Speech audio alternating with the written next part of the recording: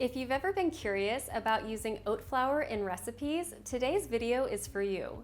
We're going to cover how to make oat flour using 3 different varieties of oats and how you can use it as a substitute in your favorite recipes. To make it, you'll need a blender or a food processor. I highly recommend using a blender for this if you have one because it tends to make more finely ground flour that resembles the kind you'd buy at the store. Plus, it takes less than 60 seconds to blend. To make 1 cup of oat flour, you'll need to blend roughly 1 cup plus 3 tablespoons of rolled oats.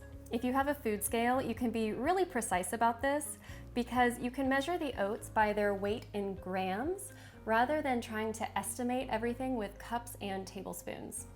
So if a recipe tells you that you need 180 grams of oat flour, you can simply measure out exactly 180 grams of rolled oats and blend that until it's a flour. In that case, you don't need to use measuring cups at all. You can just add it right to your mixing bowl. If all you have is a food processor, that will work too. It will just take a little longer to blend everything finely, and you'll probably need to blend the oats in larger batches because the base of a food processor tends to be wider than the base of a blender, so it needs a larger volume to get everything blending evenly. When I use a food processor, I like to take the extra step of sifting the flour through a fine mesh sieve just to make sure that I catch any larger pieces that weren't finely ground.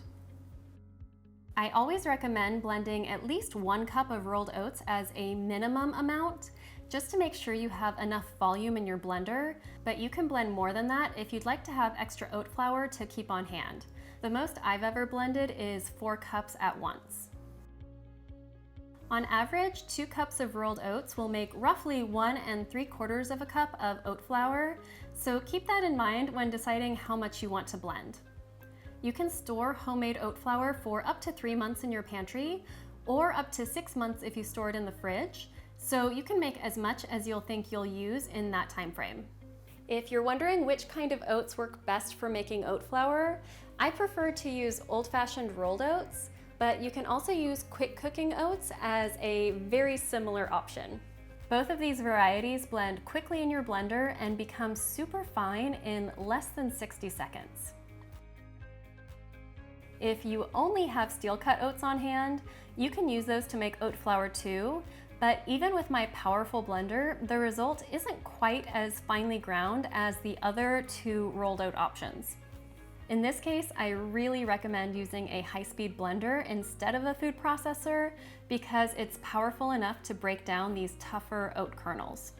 Now let's talk about how to use it in your favorite recipes. If you'd like to use oat flour instead of all-purpose flour in recipes, there's 2 important things to keep in mind. First is that oat flour tends to work best in recipes that call for eggs. That doesn't mean you can't use it in egg-free baking, but because oat flour is gluten-free, it doesn't have that natural binding quality that regular all-purpose flour has. So your recipes might turn out slightly more crumbly and fragile if they don't have some sort of other binder included. The second thing to know is that it's important to substitute oat flour by weight rather than by a measurement in cups. 1 cup of all-purpose flour weighs more than 1 cup of oat flour, so if you try to swap them 1 for 1, you'll wind up not using enough flour in your recipe. An easy formula that you can use to calculate the amount of oat flour you'll need is multiplying the number of cups of all-purpose flour by 1.4. For example, if you multiply 1 1/4 cup by 1.4, you'll get 1 3/4 cup.